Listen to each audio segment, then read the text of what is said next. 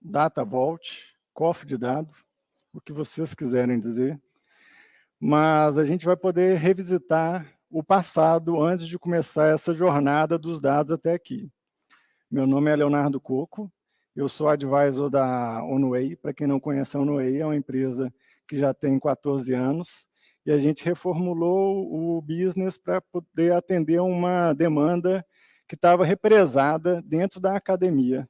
Então, a nossa The Plumbers, né, hoje era um pool de consultores que a gente tem quando eu preciso de entregar uma tecnologia, entregar uma consultoria para um cliente. Então, hoje a gente busca dentro do The Plumbers. Essa é a parte da Onway Solution. E esse desafio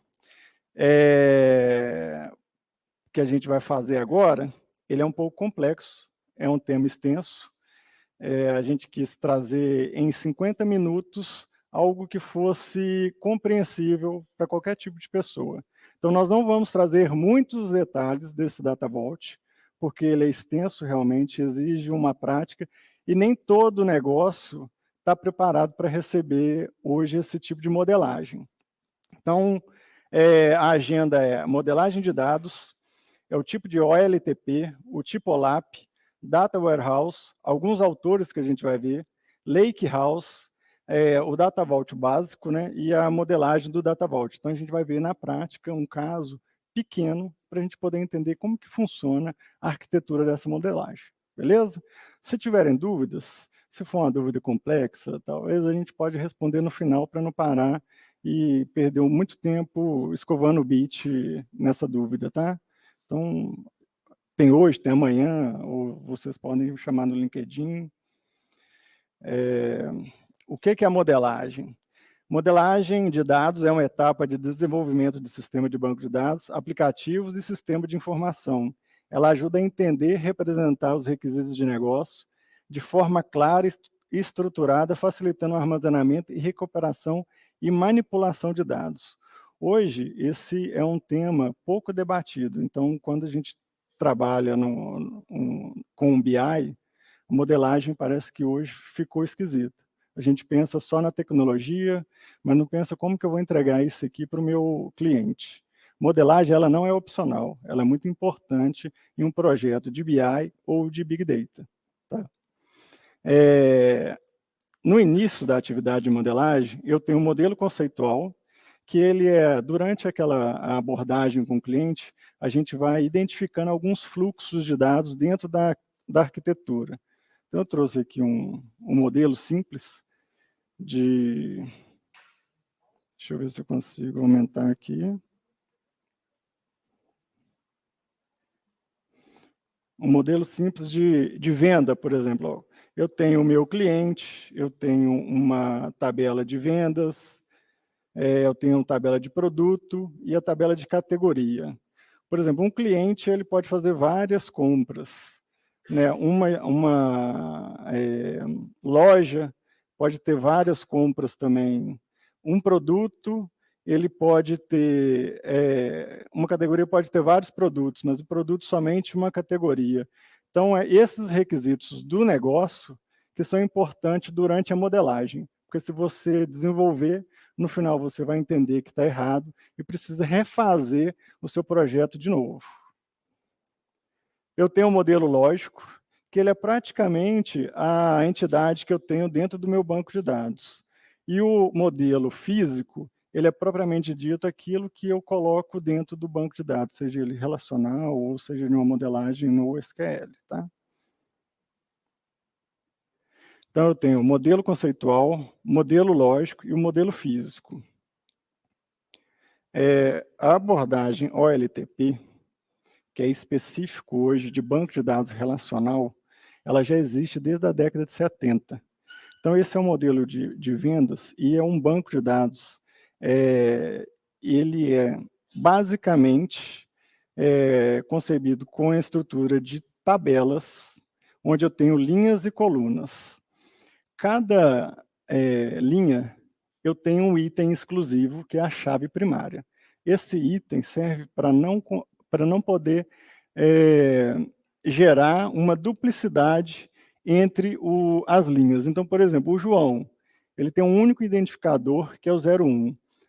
É um modelo simples, a gente sabe que 1, 2, 3 não quer dizer nada para o negócio. O João é muito importante, mas isso aqui a gente vai entender lá embaixo, porque que eu estou pegando a parte mais simples, que é uma chave gerada automaticamente no sistema. É simplesmente para entender que o João ele não pode repetir aqui dentro. Se ele repetir, significa que eu alterei alguma coisa da característica do João. Além da chave primária, ele tem a chave estrangeira, que serve para identificar esse item em uma outra tabela. Então, por exemplo, vendas. Eu tenho uma venda, eu tenho uma nota fiscal e eu tenho o João que fez essa compra, né? Então, o João aqui, o 01, ele está aqui na tabela de cliente. O cliente, ele existe em uma cidade, eu coloquei de uma maneira simplista, por exemplo, o João mora em Congonhas. É claro que a gente sabe que várias pessoas aí têm uma casa em outra cidade, mas para efeito didático a gente vai entender aqui que João ele só pode morar em Congonhas, beleza? Então vamos seguir esse raciocínio. Bom, o OLTP, ele por si só não responde nada, então precisa de alguns indicadores de desempenhos. Por exemplo, receita de vendas, mede o total de receita de vendas gerada pela venda de produto. Lucro bruto, calcula a receita de venda menos o custo dos produtos vendidos. Margem de lucro é a percentagem de lucro bruto em relação à receita de vendas. Aqui a gente já começa a ter alguns cálculos. E toda vez que eu começo a fazer cálculo dentro do meu transacional, eu crio uma dificuldade no momento para aquela transação. Então, o sistema começa a ficar mais lento. Dessa maneira, surgiu o OLAP, porque foi a maneira de desonerar o meu sistema transacional. Então, tudo que eu tenho no meu transacional, ele vai, de alguma forma, à noite ou de tempos em tempos, para uma área de stage. Então, os dados de um ou mais bancos de dados, OLTP, são inseridos em sistemas OLAP por meio de um processo chamado ETL, que é extração, transformação e carga. No OLAP, a gente tem duas abordagens, que é o MOLAP e o ROLAP. O MOLAP, a gente já pode conhecer, ele geralmente é o multidimensional, talvez o análise service. Né? E a gente usa muito com o Power BI, quem geralmente usa ele.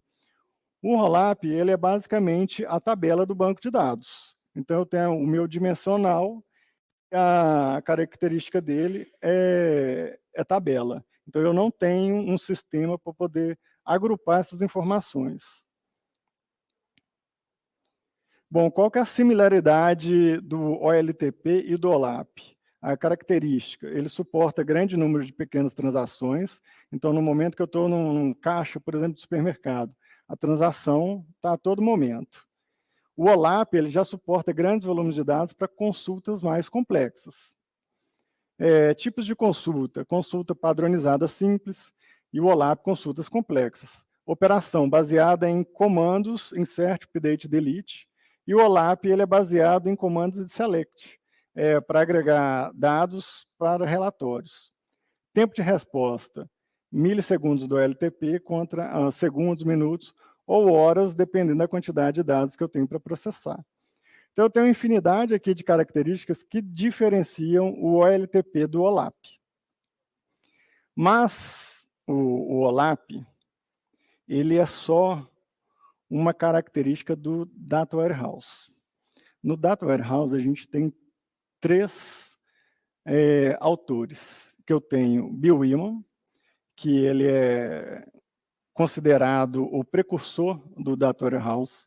Então, ele, em 1992, ele publicou um livro, o Building Data Warehouse. Isso não significa que foi em 92, mas que esses caras já deviam estar trabalhando isso aqui há muito tempo, para trazer uma publicação em 92.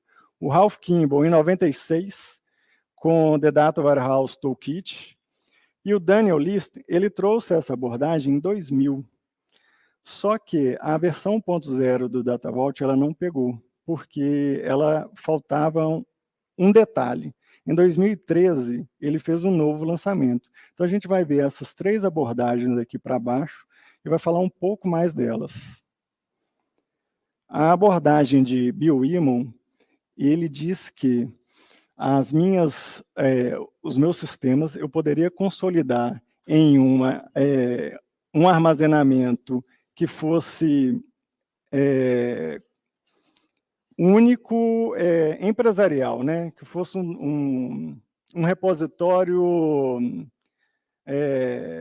eu esqueci o nome, mas é um repositório da empresa, onde eu colocaria todas as informações e depois eu quebraria eles em datamarts. Qual que é a dificuldade de Bill Imon? Eu teria que ter a visão mais holística dessa empresa. Para construir essa parte, eu preciso entender todo o business da empresa, construir o meu DW Enterprise e depois quebrar ele em departamentos. Então, essa é uma dificuldade, porque isso tem muito a ver com os projetos em cascata. Eu demoro muito, o cliente não vem entrega, e no final das contas, se eu errar na hora de entregar o DW, a construção ali, o desenvolvimento vai demorar mais ainda. Uma outra abordagem de Bill Imon é que ele trazia na arquitetura a ODS, que era para armazenar o conteúdo da minha origem em tabelas e que eu pudesse consultar através de relatórios ou cubos OLAPs. Então, eu tenho uma tabela grande, né, e eu desonerava o meu transacional para poder fazer essas pesquisas. E depois ia construindo o meu data warehouse todo aqui. Qual que é a vantagem de Bill Imon? Então, eu tenho uma visão holística da empresa, né, que você consegue construir todo o business da empresa, redução na redundância de dados, evolução de data warehouse mais fácil de ser gerenciada e possibilidade de utilizar o mesmo data warehouse para diferença de aplicações. Qual que é a desvantagem? A necessidade de um modelo de dados muito bem estruturado. Então, aqui eu não posso errar. Eu tenho que fazer uma vez só e fazer certo, né? Já a abordagem de Ralph Kimball, ele falava que eu poderia trazer para uma estrutura de stage, depois construir o meu o datamart departamental e depois fazer o meu DW, o Enterprise. Qual que é a vantagem aqui? Eu posso construir rapidamente, fazer pequenas entregas, né? Eu quero um datamart departamental. Eu consigo construir, o cliente vê essa entrega mais rápido. E o Enterprise, muitas vezes ele não acontece, que a gente não vai consolidar essa informação. Por quê? Na maioria dos casos, eu tenho um viés muito grande entre os departamentos. Então, o financeiro trata o cliente diferente do RH. Então, na hora de consolidar essa informação, o importante é que a gente fale a mesma linguagem, né? Então, apesar das duas modelagens, desses dois autores tratarem de maneira diferente, eles têm uma similaridade muito grande na estrutura, que é a fato e a dimensão. Então, independente ali de chegar o momento da construção, os dois têm uma fato. A fato nada mais é do que uma chave e as métricas da minha tabela. As dimensões têm os descritivos dessa tabela. Então, por exemplo, se eu fiz uma compra, eu tenho o número, eu tenho a data e a hora da minha compra, eu tenho o meu número de nota fiscal, eu tenho quem comprou, quem vendeu, qual departamento, qual produto. Agora, quando eu quero saber a informação desse produto, eu vou na dimensão. Essa é a grande similaridade. Eu tenho, então, no modelo de Kimball, eu tenho o Star Schema e o Snowflake. A diferença do Snowflake é que ele está na terceira forma normal. Então, quando ele entende que eu tenho uma informação que repete, eu vou quebrando em outras tabelas. Entretanto, eu vou criando a dificuldade aqui de fazer mais joins. Então, quanto mais joins, mais difícil trazer a informação para o meu relatório. Bom, falando de nova arquitetura, né, a modelagem para a arquitetura nova é muito mais do que uma tecnologia ou do que o framework da moda, né? Hoje fala-se muito em desenvolvimento ágil, então o Data Vault tem tudo a ver com esse movimento. A arquitetura hoje ela é dinâmica, ela tem que ser flexível, o seu sistema hoje ele tem que ser adaptável, o negócio altera de requisito com muita frequência, e a dificuldade do nosso dimensional, do DW tradicional, é poder acoplar esses novos requisitos. Então, aqui hoje, no modelo capa, por exemplo, eu tenho aqui uma arquitetura que vai ter que suportar batch e streaming ao mesmo tempo, e ainda ter que acompanhar todos os requisitos do negócio. Bom, antigamente a gente tinha um armazenamento extremamente caro, escalabilidade vertical, operação em memória, tipos de dados primitivos, que é inteiro, string, e o modelo dimensional. Atualmente eu tenho um armazenamento mais barato, ele é mais rápido, escala horizontalmente, eu posso armazenar isso em SSD cache, os tipos de dados são mais complexos, array, struct, grandes tabelas, então eu tenho ausência de joins aqui, eu posso criar uma tabela gigante e permitir que eu não tenha join nenhum, porque a informação está consolidada. A minha preocupação é, quando eu consolidar essa informação em uma única tabela, é que os dados estejam todos em paridade. Eu não posso ter discrepância, por exemplo, na informação. Então tem que estar todo mundo no mesmo grão, por exemplo. Então, Daniel Listing trouxe essa arquitetura de Data Vault, e a gente vai falar um pouco dela. Essa é só a arquitetura, é um desenho. Eu continuo tendo as minhas origens, entretanto, o volume aumentou, eu tenho tipos de arquivos diferentes na minha origem, eu tenho tipos de armazenamento diferentes, porque eu consigo acoplar tanto dados não estruturados, semi-estruturados e os dados estruturados. Então, o processo começa na origem, continuo tendo a minha stage, e agora foi incluído aqui o meu Data Vault. O Raw Vault é onde que acontece a consolidação dessas informações. Então, da minha stage, eu vou ter aqui um conjunto de tabelas, diferente do que eu tenho no meu dimensional. Eu tenho uma tabela hub, eu tenho uma tabela link e eu tenho uma tabela satélite. Elas são separadas aqui por cores, a gente pode colocar. Eu tenho as etapas, que é o Raw Vault, o Business Vault, o Metrics Mart. Essas áreas que estão pontilhadas, elas são opcionais. O padrão é o Raw Vault, onde eu vou armazenar essa estrutura. Numa estrutura nova, por exemplo, a Databricks hoje fala muito da arquitetura Medallion. Então, aqui eu coloquei essa diferenciação, porque a minha stage é a bronze, aqui é a minha silver e aqui é a minha gold. O Vault, ele vai ficar na minha silver.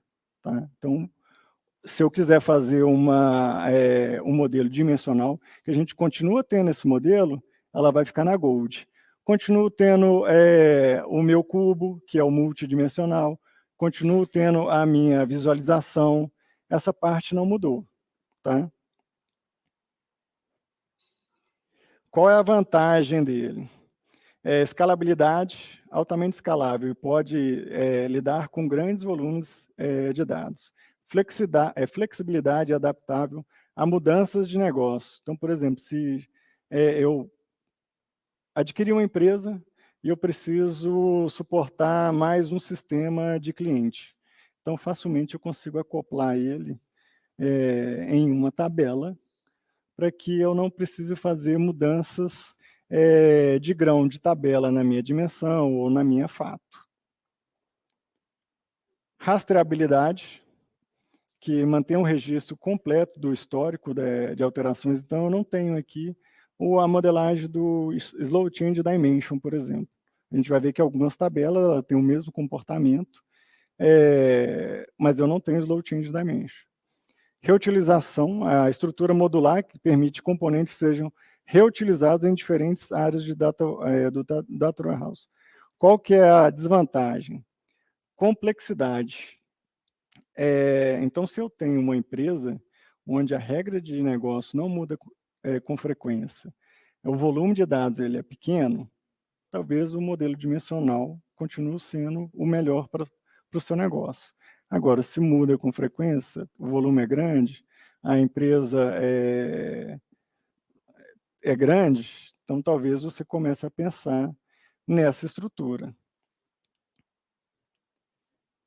Esse é o modelo, é aquele mesmo modelo de banco que a gente viu lá no transacional. Então, eu quebrei ele aqui em um hub, que são essas tabelas em azul, elas são caracterizadas. A nomenclatura, você pode assumir essa nomenclatura. Isso aqui não está escrito em pedra. Mas, por exemplo, o hub, a gente identifica essa tabela com um H na frente. Então, eu tenho cliente, eu tenho o vendedor, eu tenho vendas, produto, todas essas tabelas em azul são hub. A tabela satélite, ela vai manter o descritivo do seu hub. E o link, ele vai trabalhar como se fosse uma tabela fato. Então, ele vai ter, além da chave, ele vai ter as métricas. Como que eu faço para identificar isso? Tá. Então, a gente falou de chave de negócio, na verdade, a gente falou de chave primária, né, lá no transacional. E quando eu falo de chave primária, eu estou falando que essa é a chave de negócio. Para identificar o João, hoje, eu usei uma chave natural aqui, que ela vai ser autoincremental. O João é o 01. Qual é a chave de negócio no meu ambiente hoje? O João é 001. Como que eu identifico? Se eu tivesse, por exemplo, um CPF ou um João sem ser da Silva aqui para representar ele, qual que seria a chave de negócio? Talvez uma chave de CPF, mas para complementar a chave de negócio, eu posso ter várias colunas, não apenas uma. Mas para simplificar,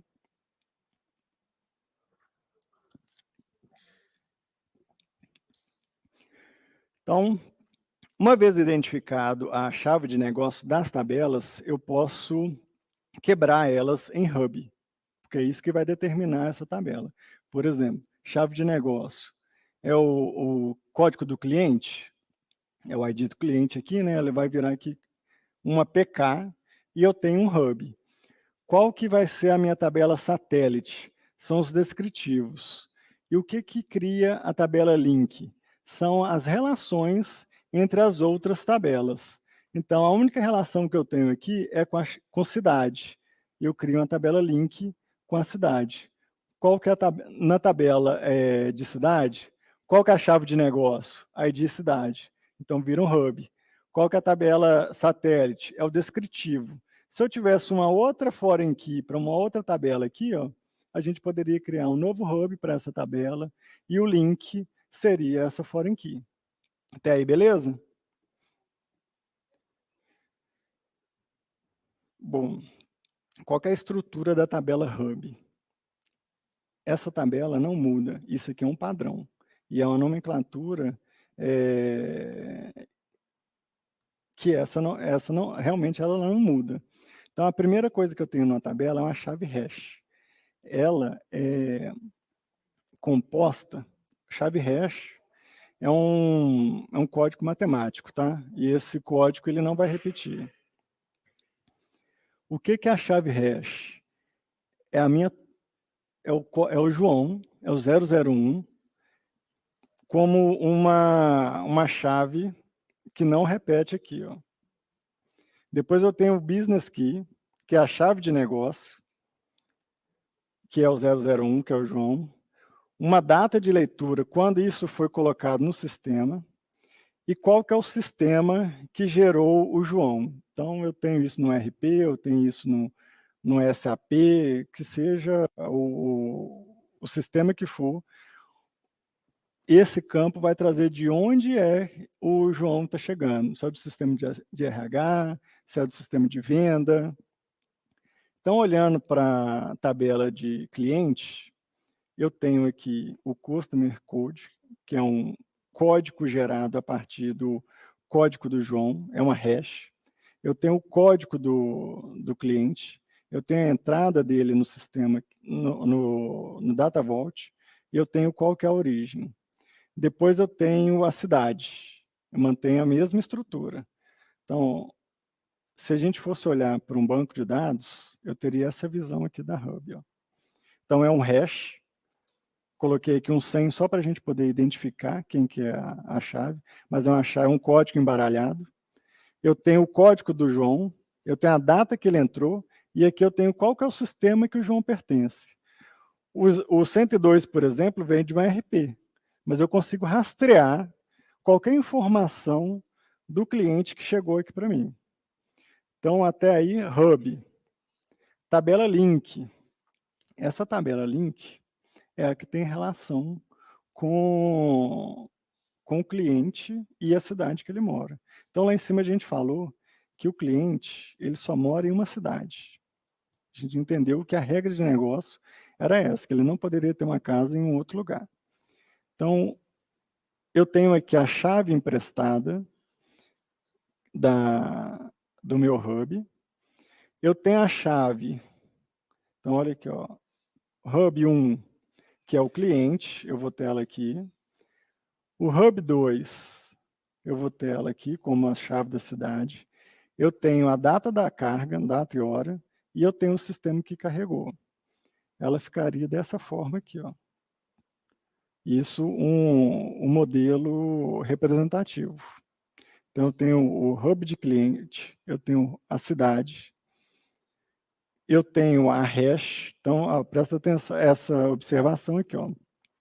A hash, ela não é a soma de hash de cliente com a cidade. Ela é um hash do código, desse código aqui, ó. Desse código e desse ID aqui, ó, da cidade. Ele não é.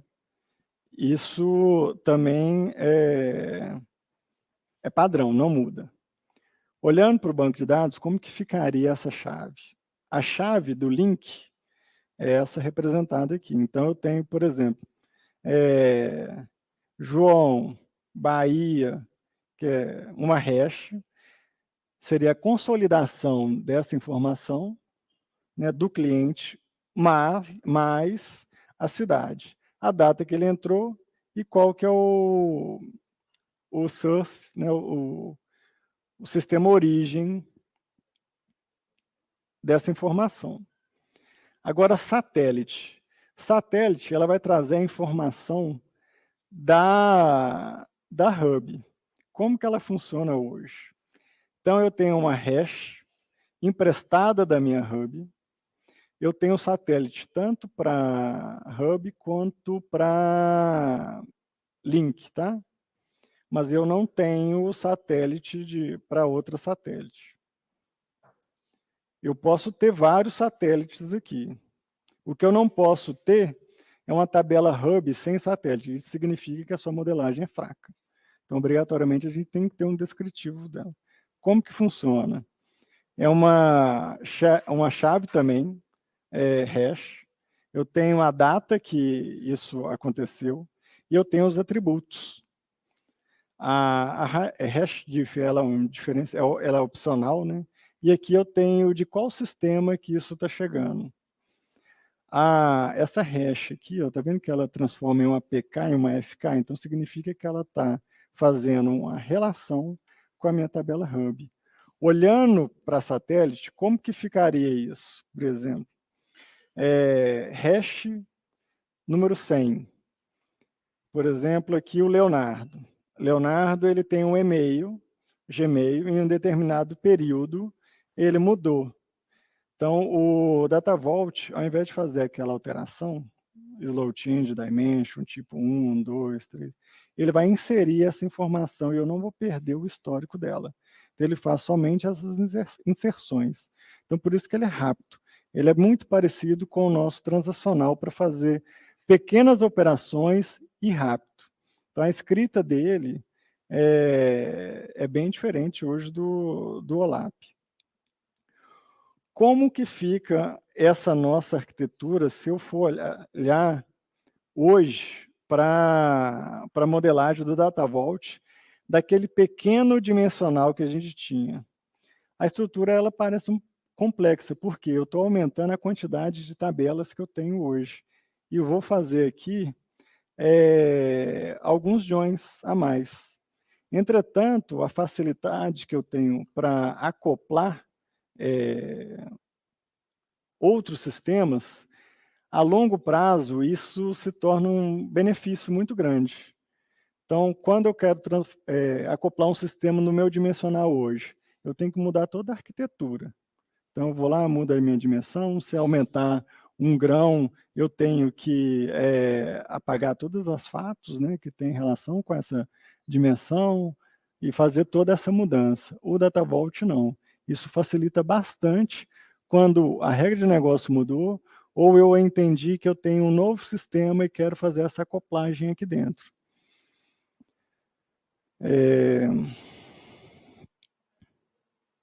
Então, voltando para o desenho,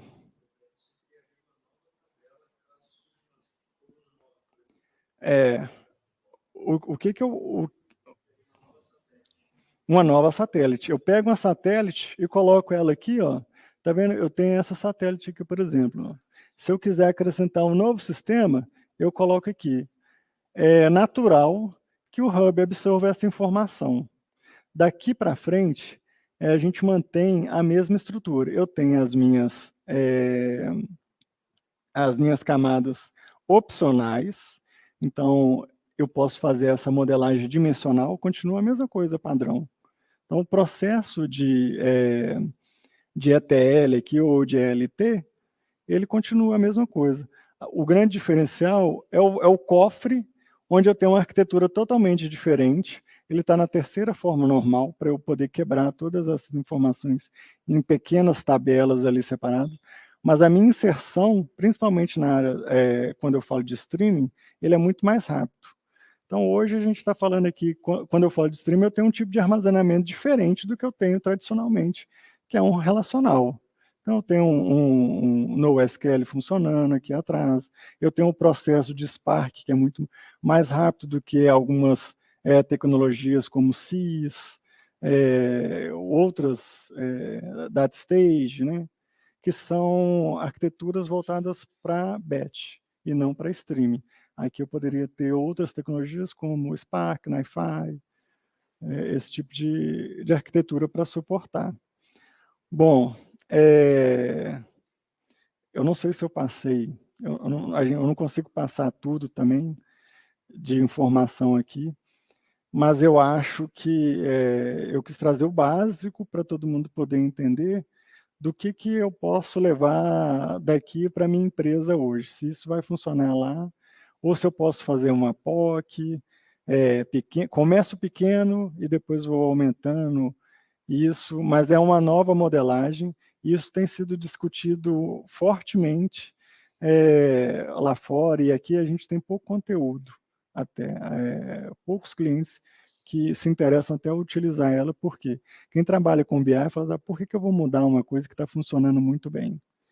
Funciona muito bem hoje, o dimensional, né? Ele funciona muito bem, mas a longo prazo, talvez, essa mudança para uma arquitetura mais rápida, mais ágil e adaptável, você vai ganhar isso aí a longo prazo, talvez. Se você começar agora, né?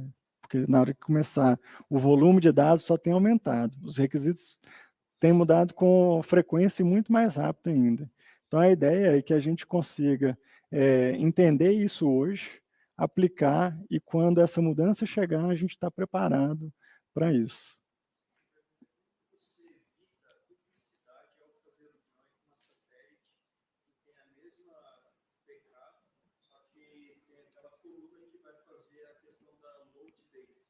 Uhum. É justamente isso. Quando eu pego a chave de negócio, passa a ser o código mais a data, para ela não repetir.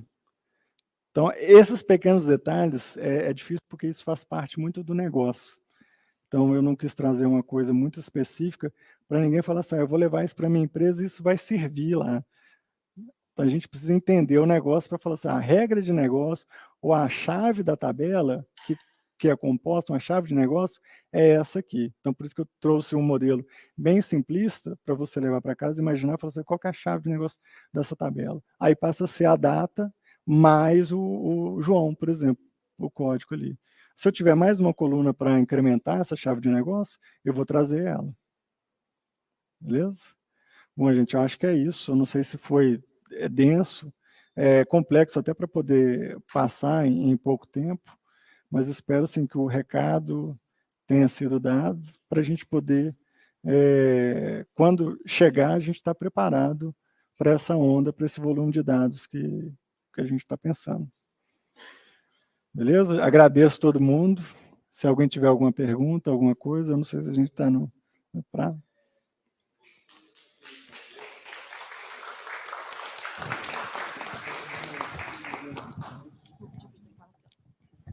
Em relação aos cursos que normalmente são dados lá na Pumblers, né?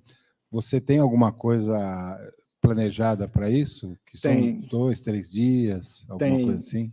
O primeiro que nós fizemos foi o básico de engenharia de dados SQL. Ele tem parte disso aqui, mas o que a gente quer trazer é desenvolver um assunto e um case mais complexo para poder todo mundo entender. Aí vai ser de 3 dias, 4 dias, para a gente poder aprofundar no detalhe. Aí faz pergunta, meu negócio funciona assim, eu quero, qual que é a sua sugestão? A ideia é essa. Hoje a gente trouxe só para poder desmistificar o que é o Data Vault, o que é. Não, legal. Então, quer dizer, está previsto... Está previsto, está no calendário. Legal. Está no calendário. Beleza, era isso.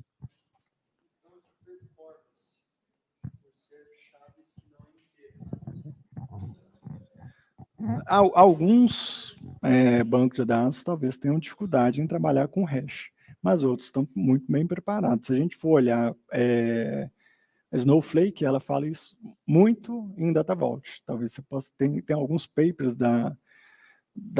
se eu não me engano, da Snowflake falando 10 melhores práticas para trabalhar com Vault dentro do Snowflake. Então a gente não tem problema com performance, não. Alguma dúvida? Mais alguém? Então pode falar. Você falou ali que o Raw Vault é essencial e o Business Vault e o Metrics Vault, eles são opcionais.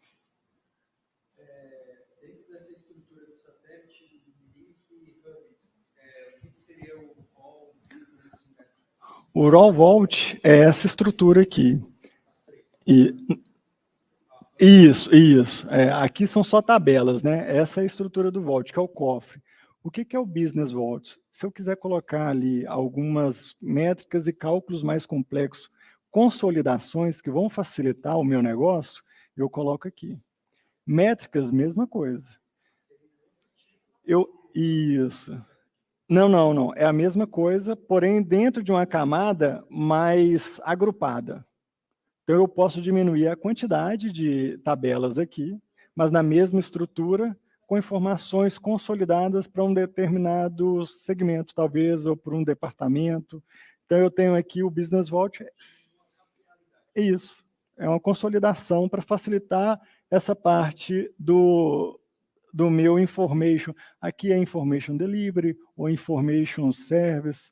Aí aqui cada um parece que fala alguma tipo dá uma nomenclatura diferente. O Metrics é a mesma coisa do Business Vault, só que são métricas. Erro é para você capturar algum erro de carga, por exemplo, erro do dado, quando você faz a qualidade do dado, aí você coloca nessa camada aqui. Mas isso são estruturas que você pode só diferenciar, igual foi diferenciado a Databricks, que diferenciou aqui, tem um paper dela também falando, ela diferenciou onde que fica a minha stage, onde fica a minha camada do Raw Vault. Então, cada tecnologia fala um pouquinho, né? Onde que eu adapto? Por exemplo, um cientista de dados, ele funciona muito bem no Raw Vault, que eu não tenho viés nenhum na minha informação e ela está toda estruturada fora do meu transacional. Eu não preciso ficar criando, por exemplo, ou views, ou jogando isso na minha stage, né, para o cientista de dados. Então, aqui eu tenho todo esse arcabouço já estruturado para ele trabalhar. Cientista de dados não trabalha para aqui, porque já tem um viés. Entendeu? Dúvidas? Não? Fechou, gente? Então, obrigado, viu, pela participação aí.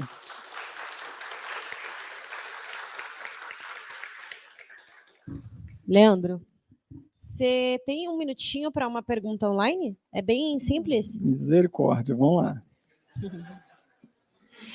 O Jefferson perguntou se é sempre 1:1 no modelo tabela. Não, o Vault, ele é específico até para a gente poder trabalhar com 1:N.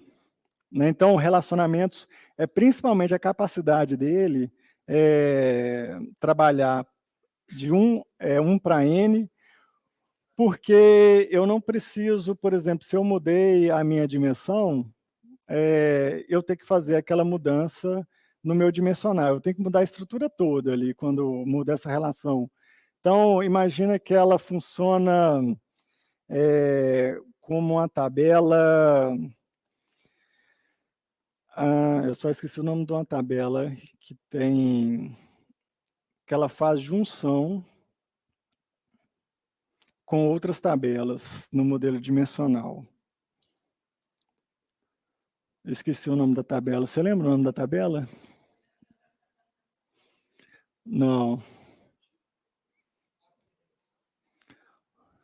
Quando eu tenho uma tabela...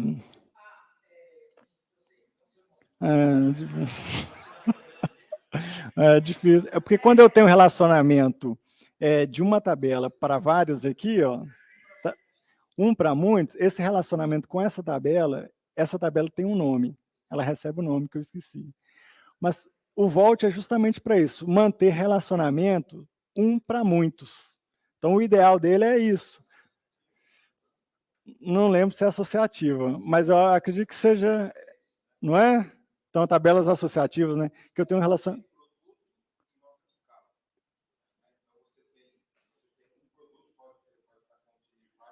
Isso. Isso. Então, é isso aí. Então, tabela associativa. Então, a ideia é essa. Então, eu tenho um relacionamento para muitos, e daqui para muitos, eles geram a tabela associativa, né? O ideal é que seja assim, que eu não preciso ficar mudando a minha estrutura. Ele já é preparado para 1:N, né? Para várias... Respondido? O que ele falou aí? Tá ok? Então fechou. No LinkedIn ou no The Plumbers, pode chamar. Pode chamar lá que...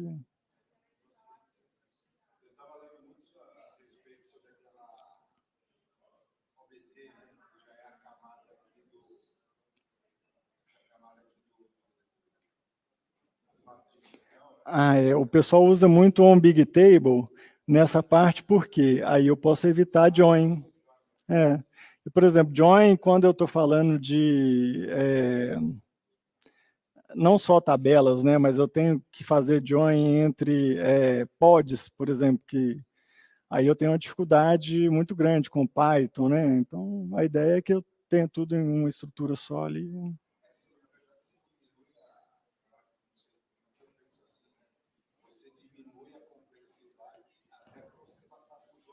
Isso, justamente, você tem toda aquela informação ali dentro de uma tabela. Eu sou super a favor.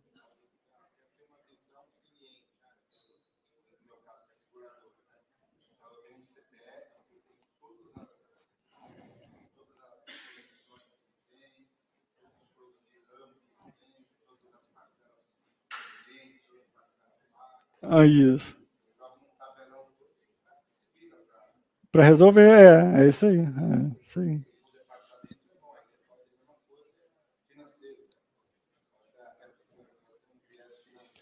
Isso. É. E aí é importante que quando sai daqui, está todo mundo falando a mesma linguagem aqui nessa camada. Usa bastante. Não, tem que tomar um cuidado, porque durante a modelagem o seu assunto tem que ter o mesmo grão, né? Para não gerar uma tabela desnormalizada e ficar um assunto.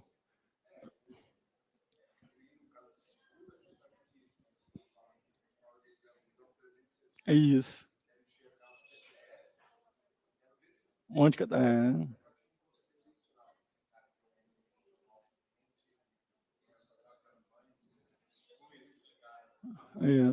funciona bem, funciona bem. Não pode também gerar aquela quantidade de colunas, né? Ok, mas funciona bem, acredito. Bom, gente, então é isso. Vou encerrar mais uma vez, né? Bridge Table, isso aí. Oh, isso aí. Mas ele já resolveu. É isso aí. Oh, você lembrar. Ó, então fechou. Matheus, é você ou é você? Né? De novo? Deixa